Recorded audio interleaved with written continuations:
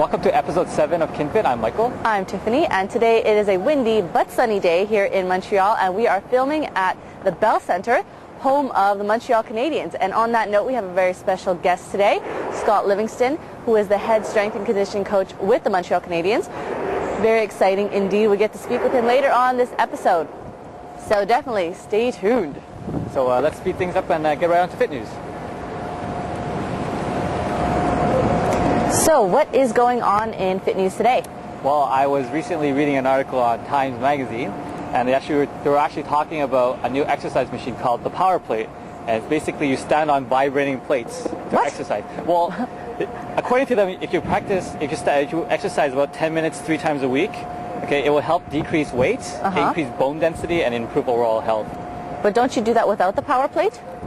Yeah, but the thing is, it causes whole body vibrations, so it kind of makes your muscles contract involuntarily while you're standing on it. But it also says that to make better use of it, you should actually do exercises, real exercises. Maybe do bicep curls or any type of exercise you normally do with weights, and it'll increase the benefits. Basically, you lose more weight than just standing on it in general. So did they give you a number as to how much more weight you would lose, or no? But how much more benefit? It didn't say anything. Well, it didn't because it's new, right? And it just said that the vibrating plates help you contract your muscles, which you normally do when you exercise. But a better approach to it is to actually do exercise on it.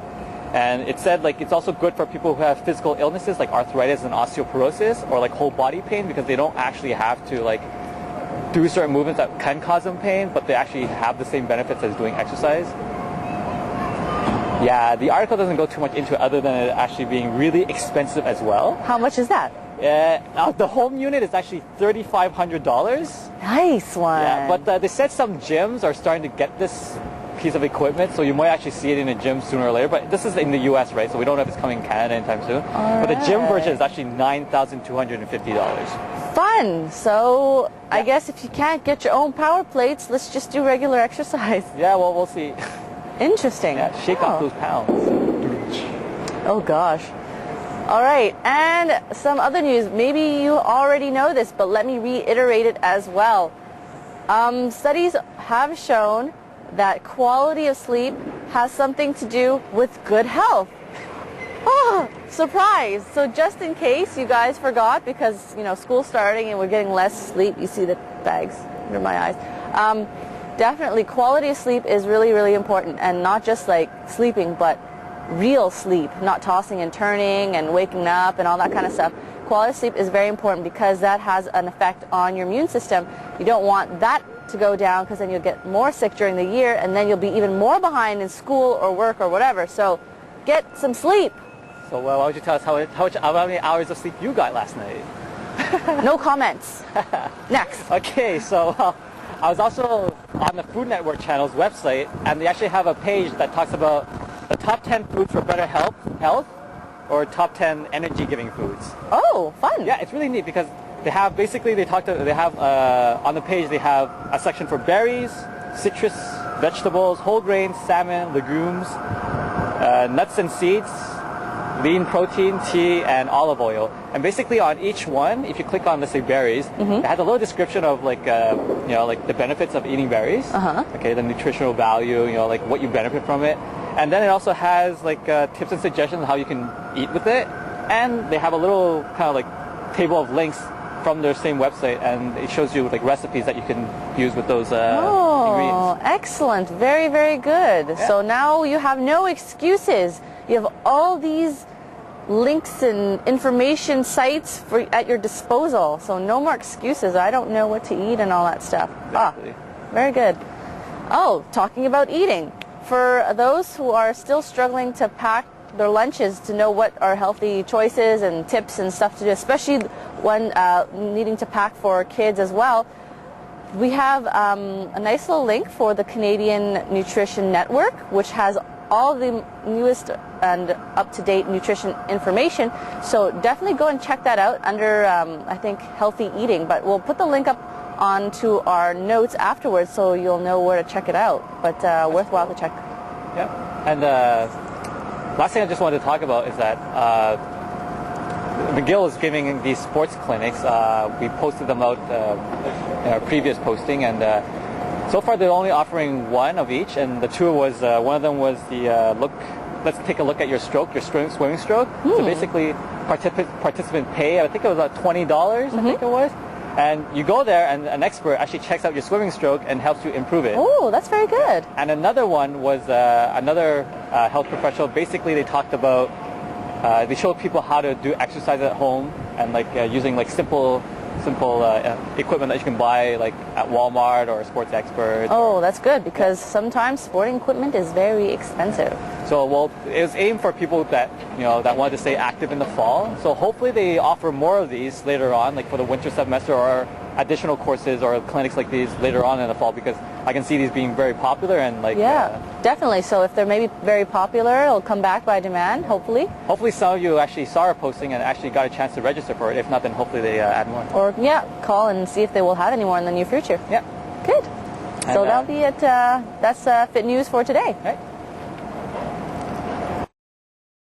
For those of you who don't have the time to go to the gym or don't have the money to invest in gym membership, or you don't want to spend all that money buying those bulky gym, those exercise machines like the Bowflex, which we actually don't recommend, for today's Fit Tip, we're going to go over a couple of exercise equipment you can buy relatively cheap. If you can buy at least 5 of them, your bill can come out to less than $100, and if you're lucky, about $50 to $75. So the first piece of equipment we're going to talk about is the exercise ball, something that we mentioned in our last episode. Now, this comes in different shapes and sizes, and they're relatively cheap, about $20 to $30, depending on the durability, the type, and again, the size. Another piece of equipment that we recommend is exercise tubing. Again, these come in different types of tensions, okay, and the prices vary according to the tension. The price is about $9 to $12, so they're not too expensive either, and you can do all kinds of arm exercises, and instead of having dumbbells, you can incorporate tubing with it. Now, for athletes, I highly recommend a specialty tubing. It's called the safety toner. Why I like it is because it's a little bit longer than your regular tubing. It's more durable. It provides a higher resistance. And what I'm really impressed with is that it has this nylon safety sleeve that wraps around the tubing, and basically it helps increase the durability, and it prevents any type of chafing, which with regular tubing can happen and it'll break easily. This is a little bit more expensive, but I really recommend for athletes to invest in it. It's about $30 to $34, again, depending on the resistance. Another piece of equipment that we really recommend is a balance disc. Since a lot of people nowadays are incorporating balance into their training, this little piece of equipment is relatively cheap. It's about $23. What it is, it's a plastic inflatable disc that you can stand or sit on. And if you look around, you might find some stores that sell it for $30, but if you can find it online or at Walmart or any other store for $23, we really recommend this piece of equipment as well. Now, for people who actually have hardwood floors at home and you don't have carpeting, we recommend that you get an exercise mat. Why? Well, because if you work on a hard floor, it can be really uncomfortable, and if you're doing a lot of exercise on your knees, it can start to hurt your knees a bit. So you want to have at least a mat or some sort of cushioning in between you and the floor. Now, mats aren't too expensive. They're about $20 to $30. Again, look around. You might find places that sell it for a little bit cheaper. Another piece of equipment is the medicine ball. Again, you can buy them in different types of weight categories. Okay, the price goes according to the weight. An example is that a 1 kilogram ball is about $23, and you can find something that's about maybe 20 kilograms or so, or 20 pounds, and they can be around $40 to $50. So check around online or at stores. Now, I really recommend it if you have a chance to go to a store to basically try each one just to see which weight is right for you, because you don't want to buy something that's too heavy and then not end up using it, or buy something too light and then having to go back and returning and buy another one. So play around with it, see how you feel, and then choose which one you want to buy. Last but not least, dumbbells. Everybody can use a set of dumbbells. Again, the price goes according to the weight. An example is that a 3-pound dumbbell can cost as little as $8, and about a 10-pound dumbbell can cost as much as $15. Again, go to the store if you can, play around with each set, see which weight is right for you so you don't end up buying something that's too heavy or too light. Now, on our show notes, we're going to have links for you to where you can buy this exercise equipment. we're going to also have a link to where you can actually learn exercises for each type of equipment. Again, like I said, if you buy these equipment, it's very functional. You can do a whole body workout with it, just like the machines. And because it's functional, you end up doing movements that you do in your regular routine daily. So check our show notes. That's it for today's Fit Tip, and we'll see you next week. So today on our first segment of Speak Up, we have a very special guest with us today, Mr. Scott Livingston. Thank you so much for being with us today. So Scott, tell us a little bit about what you do. I'm the strength coach for the Montreal Canadiens, and I also have my own business in strength conditioning and reconditioning. I'm an athletic therapist and a strength conditioning specialist, and I've been doing this for about 20 years now. And I basically work with the Canadiens doing training with all their athletes, and I work with my own clientele in my business. Perfect. Very fun. So can you tell us how exactly did you get started into the business of working with these athletes? Well, it's been an interesting career. I finished university in athletic therapy. I graduated and became a strength coach, and then I went and worked at the university, at Concordia University, as a strength coach in AT for 9 years. And then I got my first job in the NHL with the New York Islanders, which was kind of a lucky opportunity, and it just came upon me one day, and I got to go down there and work there for a year. Then I moved to the New York Rangers for a couple of years. After I did that, a job opened up with the Canadiens, and I came back. And when I came back, I started a company in performance training and reconditioning. And reconditioning is kind of a pseudo-therapeutic method of rehabilitating injuries, but you use mostly manual therapy and exercise to do it. And so I've sort of built my clientele up with people, various kinds of elite athletes that I work with, and executive athletes in my business. And then with the Canadiens, I work full-time training those guys. So. Excellent. Very cool. And just maybe one question for some of those athletes that are watching. What kind of advice could you give to someone who wants to start off for off-season training but doesn't know where exactly to start off? What kind of advice? I would say that one of the weak points of most athletes is they think that they have to do everything in a gym, and the reality is that you don't have to always be going to a gym. You're trying to improve your athletic ability, and that could be done anywhere. You could be doing body weight exercises, you could be on a field, running, sprinting, turning, changing directions. So you don't have to be limited by having a membership.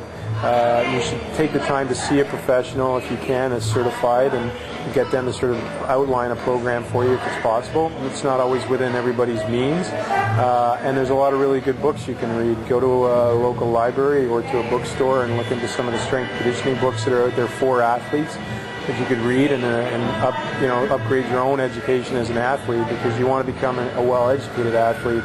You want to understand why you're eating the way you should be eating and do things well from the beginning. And it's probably one of the biggest things that I spent the early part of my career doing was a lot of what I call deprogramming, where you've got guys who've learned the wrong information. Yes. And they've done all these things wrong, so now you're trying to fix all the things that they did wrong instead of making them better athletes. So start in a good place, get yourself good information, and if you can afford it, see somebody who can give you some professional direction. Okay. Excellent. So straight from the man himself. All right, so thank you very much, Scott, for joining us on KinFit today. My pleasure.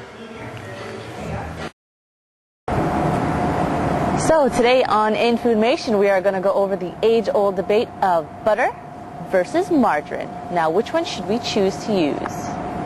Anyhow, what it comes down to is what kind of fats are we trying to use in our diets. As we know, saturated and trans fats are not recommended for intake just because of the associated risks with cardiovascular disease. And the fats that are recommended, if we are having them, are the poly and monounsaturated fats with the omega-3 and 6. So, we do need fat in our diet. That is really important to reiterate, because it helps us absorb some of those important vitamins and minerals. So you do need them in your diet, but you don't want to have too much of it. So it's just important to make sure the amounts that you're eating, which is the recommended about 30% of your diet. So not too much, or 30%, sorry, of your calories, I should clarify. Now, let's get on to the actual, the products. There are butter and margarine. Now, butter is a byproduct of an animal, so it will contain saturated fats. and a little bit of trans fats, whereas margarine, like Becel, is not, and they're from vegetable oils, and they're non-hydrogenated, so there are no or very, very little amounts of trans fats in there, and a much, much lower amount of saturated. So butter is probably about 5 grams of saturated fat per 2 teaspoons, whereas margarine, it's about 1 gram of saturated fats per the same amount. So you can see it, after a while, it starts to add up. It can make a very big difference if you do use it in cooking, to put on your toast, to make sandwiches. It will add up at the end of the day. So you do want to make sure that you are watching which kinds of fats you are putting into your diet. Now, as far as cholesterol is concerned, remember cholesterol also comes from animal products. So butter will contain more cholesterol in comparison to margarine. So if you are on restriction in your diet for cholesterol, margarine might be a better alternative for you. Now, the cooking qualities, you should generally be able to use the margarine in place of the butter, except for a certain couple of things. You may have to adjust the quantities as in for baking. But otherwise, usually you could just use it in the same place. So now, we have to make smart decisions. Saturated fats versus non-saturated fats. It's not to say you shouldn't use butter ever, but we should just watch our amounts that we are eating. Okay? So that will be it for today. So this wraps up another exciting episode of KinFit. Please check back our show notes for links and important sites that we want you to check out. And if you have any suggestions, questions, or ideas you want to send us, just email them to us at info@kinfit.tv. Big thank you goes to Amanda, our production assistant / camera lady. And I think we better go pick up our hockey tickets because I think they're closing soon. All right, so remember, don't quit. Stay fit. So today on In Foodmation, we are going to go over the age-old debate of butter versus margarine. Now, yeah, I don't know where this is going.